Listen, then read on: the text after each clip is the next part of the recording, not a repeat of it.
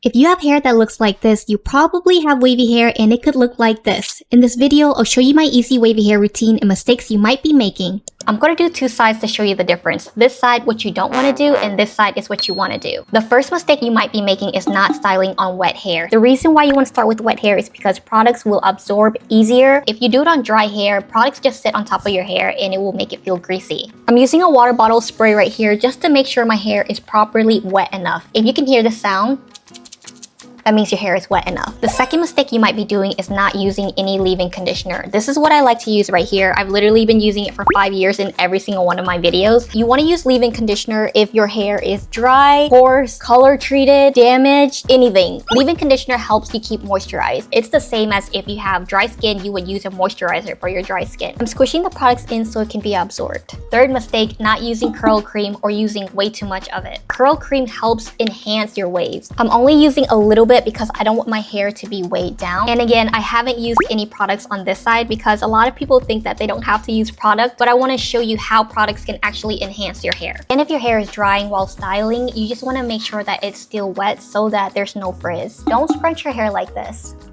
This creates a lot of frizz because of the friction and because it's not wet. Instead, what you want to do is brush your hair out so the product is evenly distributed. Then you will come back in, slowly scrunch it like this. Scrunch and hold. You want to be a lot more gentle with your hair. For my bangs, I don't like to scrunch too much, mostly because I want it to frame my face. So I'm going to leave that part alone. And if you really want defined waves, what you can do is take a section, brush through like this, and then twirl at the end of the brush so you can create a barrel like this. You see that? Then you can scrunch it and hold it. Of course, if you don't have time, then you can skip this part. Scrunching and holding will be more than enough. Already, you can kind of see the difference between this side and this side where it's already drying. What you want to do with this side is use a gel or a mousse, something to hold that style. What this does is it holds your style and it makes it last longer throughout the week. This one that I'm using right here is a spray gel, so it's very lightweight and it doesn't have any crunch at all, and you still have that volume in your hair. I spritz it literally all over my hair, and again, I'm going to go in gently to scrunch just so the product can get in there and I'm not causing any frizz. You don't want to let your hair air dry for hours. What you want to do instead is have a cotton t-shirt towel, go in and lightly scrunch. That way it can help you dry and get the excess water out of your hair. Now, even better, if you have a diffuser, you could diffuse your hair to help dry your hair faster. I have my Shark Speed style right here, but honestly, there is a diffuser attachment for every hair dryer out there. So if you search on Amazon, your hair dryer plus the diffuser attachment, you could probably find that. If you're diffusing your hair, you want to have lowest settings, lowest heat and lowest air. You never ever want to go in your hair like this.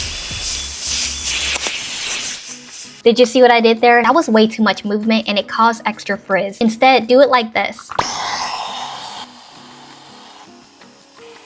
The last mistake that I don't want you to ever do is brush your hair while it's dry. This is actually very painful for me to do. This is what it ends up looking like. As you can see, this has a lot of definition, while this side doesn't have anything to hold the structure. The side with product versus no product.